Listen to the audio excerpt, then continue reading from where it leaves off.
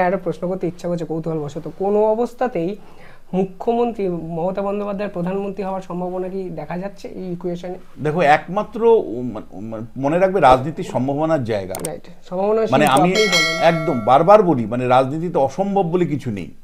ফলে দেবগৌড়া কোনোদিন মুখ্যমন্ত্রীর আসন থেকে প্রধানমন্ত্রী হয়ে বসবেন এটা কেউ ভাবতে পারেনি। এমন পরিস্থিতি তৈরি হতেই পারে যে যেখানে এনডিএ সংখ্যাগরিষ্ঠতা পায়নি, মানে বিজেপি এককভাবে পায়নি, এনডিএও পায়নি সবাই মিলে, তো সেই ক্ষেত্রে একটা জগা খিচুড়ি সরকার তৈরি করতে হতে পারে। এবং তৃণমূল কংগ্রেসের আসন সংখ্যা যদি 36-37-এর মতন হয়, তাহলে সেই ক্ষেত্রে কিন্তু তৃণমূল কংগ্রেস একটা বড় দাবিদারও হতে পারে যে তৃণমূলকে বাদ দিয়ে সরকার তৈরি করতে পারছে না। তখন তৃণমূল বার্গেনিংয়ের জায়গা থেকে বলবে হ্যাঁ ঠিক আছে, সরকার সমর্থন আমরা করতে পারি, আমাদেরকে নেতৃত্ব দিতে হবে, অর্থাৎ প্রধানমন্ত্রীর পদ দিতে হবে। ফলে এরকম হতেই পারে, মানে এটা, অথবা আবার এরকমও একটা পরিস্থিতি তৈরি হতে পারে, মানে এগুলো হাইপোথেটিক্যাল, প্লিজ যারা শুনছেন তারা আবার এটা আমার মতামত বলে মনে করবেন না। রাজনীতির সম্ভাবনার জায়গাগুলোকে আমরা নিয়ে চর্চা করছি, ফলে আপনারা অসহিষ্ণু হবেন না। যেটা বলবার যে এমন রাজনীতিতে এমন সম্ভাবনাও আছে যে যেখানে দেখা যাচ্ছে যে কংগ্রেস নিজের থেকে দেখলো যে কংগ্রেসের হয়তো আঞ্চলিক দলগুলো আসন বেশি হয়েছে, কংগ্রেসের থেকে অনেক বেশি আসন পেয়েছে, কংগ্রেস নিজের থেকে তখন মমতা বন্দ্যোপাধ্যায়ের নাম প্রস্তুত করতে পারে যে কংগ্রেস শিবির থেকে বেরিয়ে আসা তৃণমূল কংগ্রেস অনেক ক্লোজ হতে পারে। ফলে সম্ভাবনা একেবারে উড়িয়ে দেওয়া, বা এমনও হতে পারে যে যখন একাধিক নেতা, নীতিশ কুমার বা সাথে মনে করো অরবিন্দ কেজরিওয়ালের সম্ভাবনা থাকবে, অরবিন্দ কেজরিওয়াল নিজেই হয়তো দেখবে যে আমার সম্ভাবনা কমে যাচ্ছে, তো আমি মমতার নামটা বলে দিই। ফলে এইখানে ব্যালেন্স অফ পাওয়ারে কিভাবে শেষ পর্যন্ত একজন নেতা উঠে আসে, নাম উঠে আসে, সেটা সংখ্যার উপর নির্ভর করবে, সেই অবস্থার পরিস্থিতির উপর নির্ভর করবে। তবে কংগ্রেস কয়টা আসন পাচ্ছে তার উপর অনেকটা নির্ভর করবে। এবং এই রাজ্য থেকেও তৃণমূলকে নিজের পক্ষে 35টা আসন, এবং তৃণমূলকেও মানে অন্ততপক্ষে 30-এর উপরে তো আসন পেতেই হবে। মানে এই সম্ভাবনা কতটা আপনার এই মুহূর্তে মনে হয়? না দেখো, মানে এটাও ওই যে বলছিলাম জোটের উপর নির্ভর করবে। বাম কংগ্রেস আইএসএফ জোট থাকলে একরকম রেজাল্ট হবে, বাম কংগ্রেস আইএসএফ জোট যদি না থেকে আলাদাভাবে তারা লড়াই করে, সেই লড়াইয়ের কারণ এই কম্বিনেশনগুলো না ইম্প্যাক্ট নানা মাল্টি ডাইমেনশনাল। কখনো দেখা যাচ্ছে বিজেপির লাভ হচ্ছে, তো কোনো কোনো কনস্টিটিউয়েন্সি তৃণমূলের লাভ হবে। ফলে এই ক্যালকুলেশনটা আরেকটু সময় লাগবে।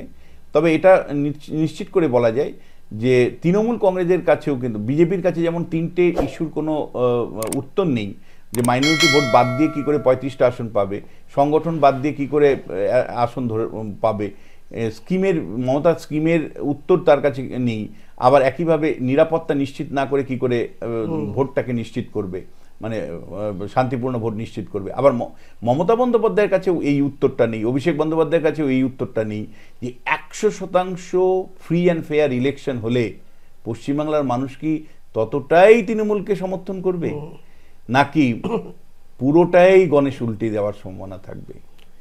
নিঃসন্দেহে এটা প্রশ্ন। আমি একটা প্রশ্ন করি, সবচেয়ে বেকায়দায় জায়গায় কি এই মুহূর্তে অধীর রঞ্জন চৌধুরী আছে বলে আপনার মনে হয়?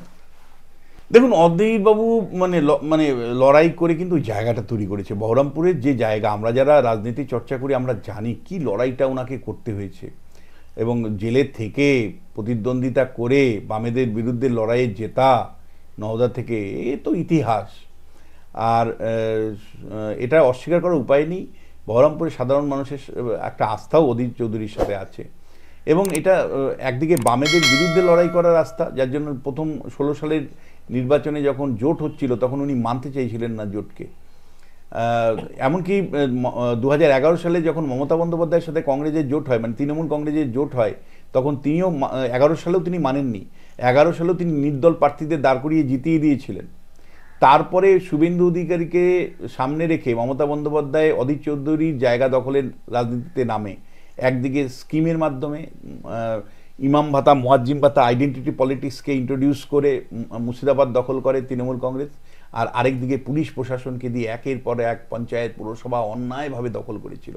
কি অন্যায় এটা মমতা বন্দ্যোপাধ্যায় করেছে, রাজনীতির ইতিহাস যখন লেখা হবে তখন লেখা হবে যে কীভাবে শুভেন্দু অধিকারীকে ব্যবহার করে মমতা বন্দ্যোপাধ্যায় একের পর এক কংগ্রেসের দখলে থাকা উত্তর দিনাজপুর, মালদা, মুর্শিদাবাদের পঞ্চায়েতগুলো দখল করেছে, পুরসভা দখল করেছে, জেলা পরিষদের মেম্বারদের বিরুদ্ধে একের পর এক মিথ্যে মামলা দিয়ে কিভাবে তাদের অত্যাচার করে তাদের উপর অত্যাচার করা হয়েছিল। সেই সময় কিন্তু অধীর চৌধুরী মানে বুক মানে উঁচিয়ে বলা যায় যে ভয়শূন্যভাবে মমতার বিরুদ্ধে লড়াই করেছেন এবং 2019-এর নির্বাচনের জয়টা তার ঐতিহাসিক জয় আমি মনে করি। যে যে জয়ের অধীর চৌধুরীকে দেখেই মানুষ ভোট দিয়েছিল। এমনও ঘটনা তোমাকে বলি, 2019 সালে এক মা তার সন্তানকে হারিয়েছে, মানে সন্তানকে পুড়িয়ে এসে অধীর চৌধুরীকে ভোট দিবে জন্য লাইনে দাঁড়িয়েছে।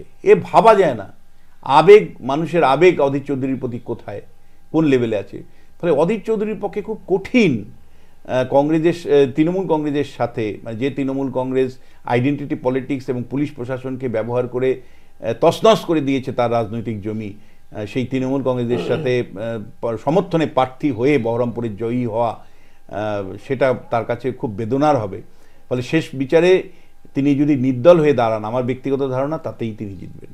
অবশ্যই, নিঃসন্দেহে তার ব্যক্তিগত ধারণা এবং রাজনৈতিক বিশ্লেষণের সূক্ষ্ম বিষয়গুলো যেভাবে সুনিপুণ দক্ষতায় নিয়ে আলোচনা করলেন, আমাদের কাছে এটা বড় প্রাপ্তি। সাধারণ মানুষ নিঃসন্দেহে রাজনীতিটা এইভাবে তলিয়ে গভীরে গিয়ে ভাববেন, এই বিশ্বাস থেকে এই ভিডিও, এই ইন্টারভিউ আমাদের করা।